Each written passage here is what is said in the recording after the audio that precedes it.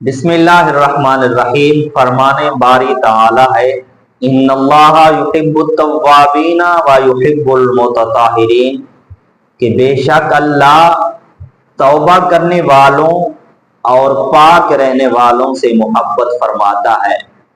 آپ کتنے ہی خوش نصیب ہیں کہ اگر آپ گناہ کرنے کے بعد اپنے گناہ پر شرمندہ ہو کر، اپنے سر کو جھکا کر، آنکھوں سے آنسو بہا کر اپنے پیارے خدا کی بارگاہ میں اپنے گناہ کی معافی مانگ کر اپنے خدا کو راضی کر رہے ہیں۔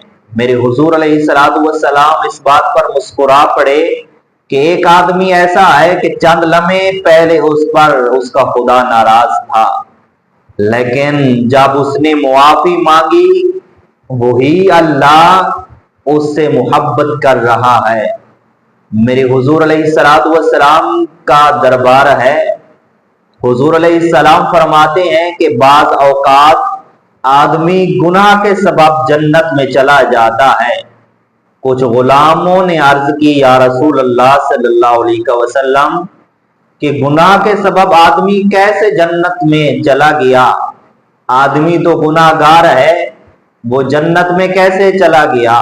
تو میرے حضور علیہ السلام نے فرمایا کہ ایک آدمی نے گناہ کیا، گناہ کرنے کے بعد فوراً اس نے اپنے گناہ پر شرمندہ ہو کر بارگاہ خدا میں جب معافی مانگی، اس کی آنکھوں سے آنسو آ گئے۔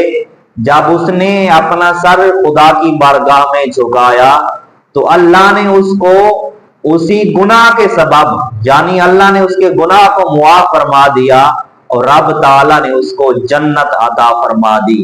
آپ جتنے بھی گناہ گار ہیں ہرگز پریشان نہ ہوں، آج ہی آپ بارگاہ خدا میں آ کر اپنا سر جھکا کر اپنے خدا سے معافی مانگیں۔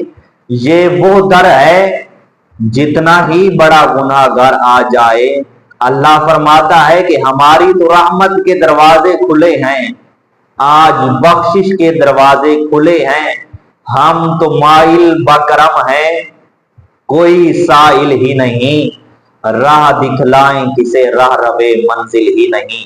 اگر آپ نے گناہ کر لیا ہے تو فوراً اپنے گناہ کی معافی مانگیں، اللہ آپ کے گناہ کو معاف فرما دے گا اور رب تعالیٰ تمہیں جنت عطا فرمائے گا۔